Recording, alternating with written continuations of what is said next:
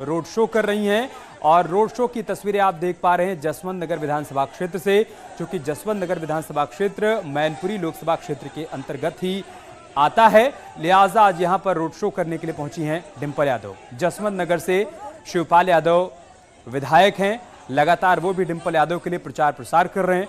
तमाम जनसभाओं को उन्होंने संबोधित किया और आज खुद डिंपल यादव जसवंत नगर पहुंची हैं।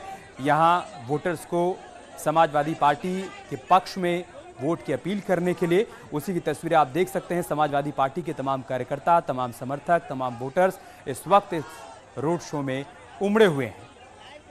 मैनपुरी लोकसभा उपचुनाव समाजवादी पार्टी के लिए प्रतिष्ठा का उपचुनाव बन चुका है, क्योंकि मैनपुरी से नेताजी मुलायम सिंह यादव लंबे समय तक सांसद रहे। सैफई में उनका गांव, ऐसे में मैनपुरी का लोकसभा उपचुनाव सिर्फ एक उपचुनाव नहीं है बल्कि साख का सवाल है। और समाजवादी पार्टी हर वो कोशिश कर रही है, हर मुमकिन कोशिश कर रही है जिससे साख को बचाया जा सके। और इसी कड़ी में समाजवादी पार्टी के तमाम बड़े चेहरे चुनाव प्रचार करते हुए नजर आ रहे हैं।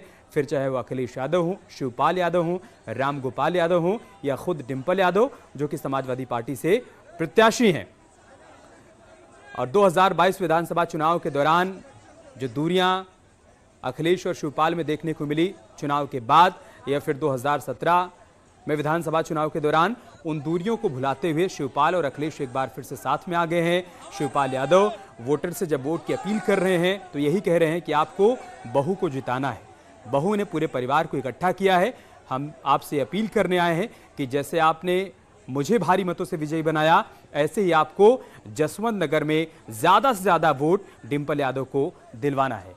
हमारे सहयोगी दिनेश शाह इस वक्त हमारे साथ जुड़ चुके हैं, जो कि इस रोड शो के काफिले में ही मौजूद हैं। सीधा उनके पास चलते हैं। दिनेश, आज प्रचार का आखिरी दिन है, बल्कि यूं कहें कि आखिरी के कुछ घंटे अब बचे हैं और हम देख पा रहे हैं रोड शो की तस्वीर और समर्थन भी यहां पर डिंपल यादव को दिखाई पड़ रहा है।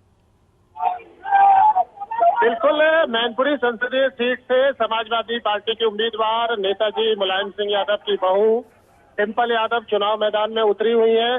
आज जसवंत नगर विधानसभा में अब से कुछ देर पहले उनका रोड शो शुरू हुआ। व्यापक जन समर्थन, भारी हुजूम इस वक्त यहाँ दिखाई दे रहा है। लोग जो है फूलों की माला, गुलदस्ते, गुलाब की पंखुड़ी फेंक रहे हैं उनके ऊपर।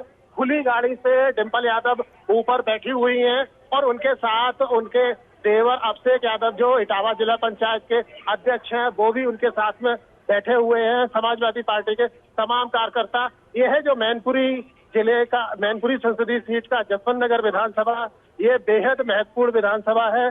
चूंकि इसलिए कि नेताजी मुलायम सिंह यादव की राजनीति की प्रारंभिक पृष्ठभूमि यहीं से शुरू हुई।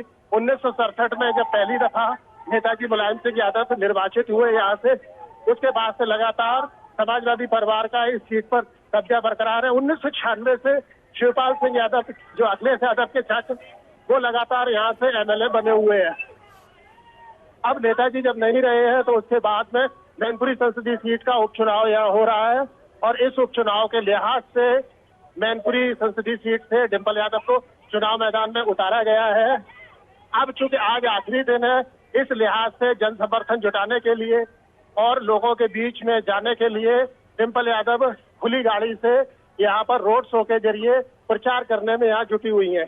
जी, अब दिनेश, हम पहले दिन से देख रहे हैं समाजवादी पार्टी की तरफ से प्रचार का जो अभियान चलाया जा रहा है, चाहे शिवपाल यादव हों, अखिलेश यादव हों, डिंपल यादव हों या फिर राम गोपाल यादव हों, मैनपुरी या फिर इटावा में, जसवंत नगर में, मैनपुरी की बाकी विधानसभा क्षेत्रों में जो काम किया गया है, उस काम का जिक्र तो हो ही रहा है, लेकिन उससे कहीं ज्यादा इमोशनल कार्ड खेला जा रहा है। यहाँ के लोगों को एहसास कराया जा रहा है कि नेताजी के लिए मैनपुरी, जसवंत नगर या फिर इटावा के मायने क्या थे और यहाँ के लोगों के लिए नेताजी क्या थे। क्या इसी पर सारा फोकस है?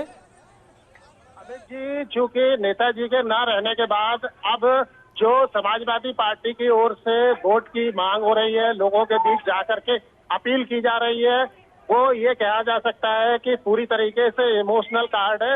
मैंने इस सिलसिले में समाजवादी पार्टी के प्रमुख महासचिव प्रोफेसर राम गोपाल यादव से भी बात की है। उनका साफ तौर पर कहना है कि बेशक आप लोग उसको इमोशनल कार्ड का नाम दो, लेकिन चूंकि हम इसको इमोशनल कार्ड इसलिए नहीं मानते हैं कि नेताजी का जुड़ाव मैनपुरी और इटावा की जनता से व्यापक तौर पर रहा है और इसी वजह से यहाँ के लोग हर हाल में समाजवादी पार्टी की उम्मीदवार डिंपल यादव के पक्ष में अपना समर्थन देंगे। और खुद डिंपल यादव भी जो वोट मांग रही है लोगों के बीच में जा करके, वो हर व्यक्ति से यही कह रही है कि ये चुनाव मेरा नहीं है, ये चुनाव नेताजी का है। नेताजी के नाम पर चुनाव लड़ा जा रहा है। जो अखिलेश यादव के चाचा हैं शिवपाल सिंह यादव, वो लगातार इस बात को बोल रहे हैं लोगों के बीच में जाकर के, बहू डिंपल यादव भी रिकॉर्ड तोड़ेगी। क्योंकि हमको जितना वोट मिला था 91,000 से, यहाँ जसवंत नगर विधानसभा से उनकी जीत हुई थी। उन्होंने पिछले दिनों अपनी बातचीत में इस बात का जिक्र किया कि बहू डिंपल यादव ही, मुझे लगता है कि यहाँ पर वोट का जो रिकॉर्ड है वो तो उनका रिकॉर्ड तोड़ेगी। क्योंकि अब जिस तरीके से लोग प्रचार के बीच में जा रहे हैं लोगों के बीच में, तो हर शख्स अपना अपना दावा कर रहा है। लेकिन चूंकि इस सीट का जो मिजाज है वो इस तरीके का बन पड़ा है, और इस सीट को लेकर के ये कह सकते हैं कि यह सीट मैनपुरी संसदीय सीट को ऑक्सीजन देने का काम करेगी, ऐसी उम्मीद लग रही है। असल में इटावा के इस जसवंत नगर विधानसभा सीट पर 1991 में उपचुनाव हुआ था, काउंटरमाइंड इलेक्शन हुआ था। तो बसपा सुप्रीमो कांसीराम यहाँ से चुनाव लड़े थे और उनको रिकॉर्ड मतों से जीत हासिल हुई थी। और उस जीत के पीछे ऐसा कहा गया है और कहा जाता है कि जो जसवंत नगर विधानसभा का व्यापक जनमत है वो इटावा संसदीय सीट के उतरे कांसीराम जो उम्मीदवार थे उनको मिला था, और कांसीराम को पहली दफा संसद भेजने का काम इटावा संसदीय सीट ने किया था, जिसमें जसवंत नगर विधानसभा का बड़ा योगदान कहा गया।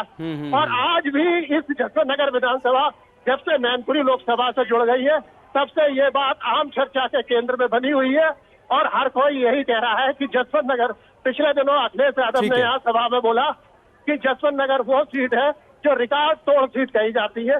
जसवंत नगर को लेकर के हर कोई उत्साहित है, और ऐसा इसलिए कहा जा रहा है कि यहाँ से एक लंबे अरसे से समाजवादी पार्टी का परचम यहाँ पर लहरा रहा है। 1996 से खुद शिवपाल सिंह यादव जो अखिलेश यादव के चाचा है वो यहाँ से लगातार एमएलए बने हुए हैं। जी, इसके सियासी इतिहास पर और बातचीत करेंगे। दिनेश, आप बने रहे हमारे साथ। लेकिन कल मुख्यमंत्री योगी आदित्यनाथ जब प्रचार प्रसार के लिए पहुंचे थे तब कैसे अलग अलग मुद्दों पर उन्होंने समाजवाद, परिवारवाद और सभी बातों का जिक्र करते हुए निशाना साधा है, क्या कुछ कहा है वो एक बार दर्शकों को दिखा देते हैं। बने रहे हमारे साथ।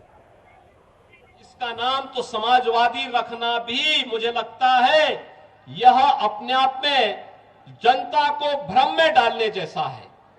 इन्होंने विकास कराया होगा, अपना किया है, अपने परिवार का किया है, अपने परिवार के बाहर किसी का नहीं किया है। किसी अन्य गरीब का जिसने भी उभरने का प्रयास किया उसके साथ क्या कुछ हुआ यह हर व्यक्ति जानता है। भाइयों बहनों, शिवपाल जी का जो समाजवाद है वह है जिसकी लाठी उसकी भैंस, यानी ये लठैत समाजवाद है इनका। प्रोफेसर राम गोपाल यादव का समाजवाद वह पूंजीवाद में बदल गया है। सब धरती गोपाल की, नोएडा से लेकर के फिरोजाबाद तक जो भी धरती दिखाई देती है समाजवादी पार्टी की सरकार में, उस जमीन को उन्होंने या उनके शागिर्दों ने हथियाने में कोई गुरेज नहीं की। और अखिलेश जी का समाजवाद तो ये अवसरवादी समाजवाद है। एक बार फिर से दिनेश राठी के पास चलते हैं। दिनेश, कल मुख्यमंत्री योगी आदित्यनाथ जब यहां पहुंचे तो समाजवाद और परिवारवाद को लेकर बार बार उन्होंने जिक्र किया। आप वोटर्स के बीच जा रहे हैं, क्या समझ पा रहे हैं? क्या समाजवादी पार्टी की तरफ से जो इमोशनल कार्ड खेला जा रहा है वो ज्यादा बड़ा फैक्टर साबित हो सकता है, या फिर जिसका जिक्र बीजेपी के तमाम बड़े नेताओं की तरफ से बार बार किया जा रहा है कि समाजवादी पार्टी का समाजवाद सिर्फ परिवार तक ही सीमित है, इसको वहां के लोग समझ भी पा रहे हैं? असल में जब चुनाव होता है, कोई भी चुनाव हो, चाहे छोटा चुनाव हो या बड़ा चुनाव हो, और उत्तर प्रदेश में क्या पूरे देश भर में इस समय एकमात्र उपचुनाव हो रहा है, और नेताजी के निधन के बाद यह चुनाव हो रहा है मैनपुरी संसदीय सीट पर। और क्योंकि उनकी बहू इस सीट पर उतरी हुई है, पिछले दिनों जिस तरीके से भारतीय जनता पार्टी के तमाम नेता बतौर श्रद्धांजलि देने नेताजी को यहाँ पहुंचे हैं सैफई में, उसको लेकर के ऐसा प्रतीत हुआ कि भारतीय जनता पार्टी के नेताओं की और जो राजनेता है उनकी कहीं न कहीं निकटता नेताजी मुलायम सिंह यादव से रही है। लेकिन उसके बाद जैसे ही ये चुनाव आया वैसे ही भारतीय जनता पार्टी के सभी नेता, प्रभावी नेता बुरी तरीके से प्रभावी ढंग से समाजवादी पार्टी को लेकर के सवाल उठाने लगे। तो इसी तरीके से मुख्यमंत्री जी का भी जो बयान आया है, कल उन्होंने शिवपाल सिंह के समाजवाद को लठैत समाजवाद बोला है, अखिलेश यादव के समाजवाद को अवसरवादी समाजवाद बोला है और प्रोफेसर राम गोपाल यादव के समाजवाद को पूंजीवादी समाजवाद बोला है। और उन्होंने कहा कि अब हम मैनपुरी में राम राज्य लाएंगे। अब ये राम राज्य आएगा और समाजवादी परचम फहरा पाएगा या नहीं फहरा पाएगा, ये तो जब वोट पड़ेगा 5 दिसंबर को और 8 दिसंबर को मतगणना होगी और उसके बाद सही तौर पर स्पष्ट हो सकेगा कि वास्तविक स्थिति किसके दावे कितने प्रभावी है। जहां तक रही बात इस बात की कि मुख्यमंत्री जी या फिर भारतीय जनता पार्टी की तरफ से नेताओं की क्या अपीलें रही है, उन अपीलों का क्या असर हुआ है, क्या असर नहीं हुआ है। हालांकि ये बात सही है कि जो चुनाव है उस चुनाव को 2 ग्रुप में बांट दिया गया है। एक समाजवादी खेमा है और दूसरी तरफ भारतीय जनता पार्टी का खेमा है। भारतीय जनता पार्टी के जितने भी नेता यहाँ पर चुनाव मैदान में उतारे गए, उनकी संख्या अगर सही ढंग से देखी जाएगी तो वो करीब करीब 2 सैकड़ा के आसपास होगी। मंत्री करीब मुझे लगता है कि सही मायने में 50 के आसपास यहाँ पर उतारे गए हो। कई केंद्रीय मंत्री भी यहाँ पर आए हुए हैं। इसके अलावा राज्य के मुख्यमंत्री खुद 2 दफा यहाँ पर वोट मांगने के लिए आए हुए हैं। तो भारतीय जनता पार्टी भी ऐसा मान करके चल रही है कि रघुराज सिंह ठाक के जरिए हम इस मैनपुरी संसदीय सीट पर अपना परचम फहरा सकते हैं, भगवा परचम हमारा फहर सकता है। तो बड़ी उम्मीदें हैं, चूंकि रघुराज सिंह ठाक का पुराना इतिहास और पुराना रिकॉर्ड ऐसा रहा है